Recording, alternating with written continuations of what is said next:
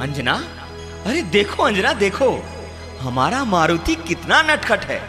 मेरी पीठ पर बैठ के उछाले मारता है तो कभी छलांगे मारता है। देखो तो आखिर बेटा किसका है? नटखट तो होगा ही। मुझे तो डर लगता है कहीं पालने से नीचे ना गिर जाए। अच्छा, तो अब अपने मारुति को संभालो। हम वन विहार को जा रहे हैं और सुनो, इसका ध्यान रखना, बड़ा नटखट है। आप चिंता न करें स्वामी, आप निश्चिंत होकर जाइए।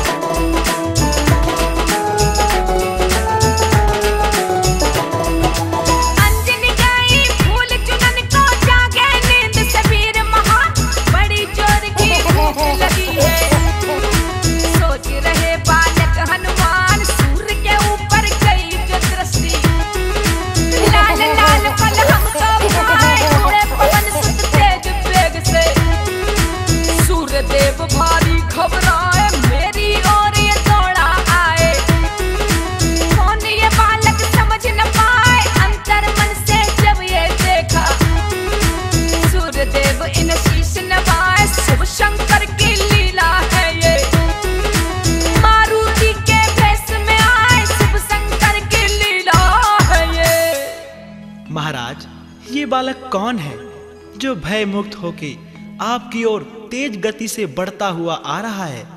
ये कोई मामूली बालक नहीं है। भगवान शिव ही वानर रूप में लीला दिखा रहे हैं।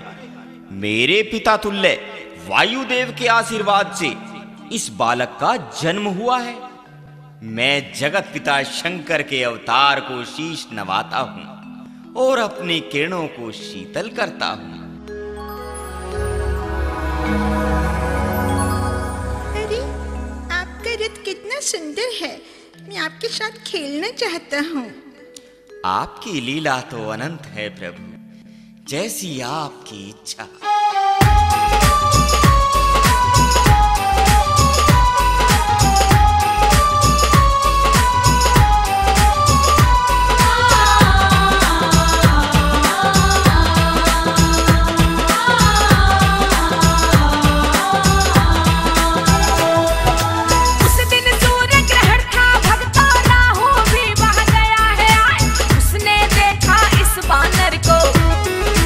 सूर्य के रथ पे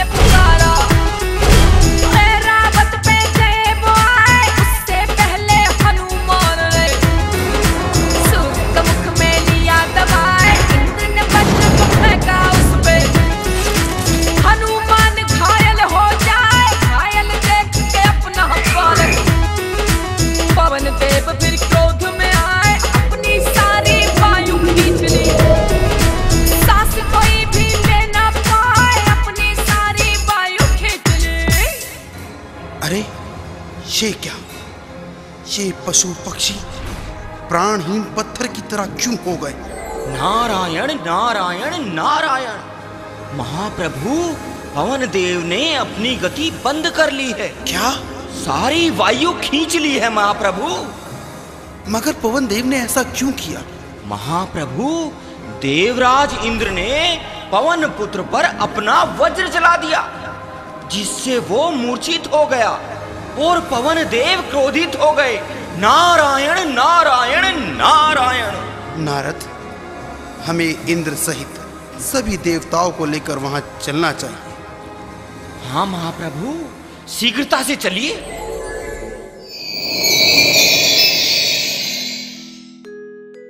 उठो पुत्र मारुति, आंखें खोलो पुत्र। पवन देव, अब आप भी वायु की गति को खोल दीजिए, सारे जगत में प्राणों का संचार कीजिए। देवताओं, यह कोई साधारण बालक नहीं है। यह बालक देवताओं का कार्य साधने के लिए प्रकट हुआ है। अतः उचित यही होगा कि हम सभी देवगण मिलके इसे अमरता का वरदान प्रदान करें।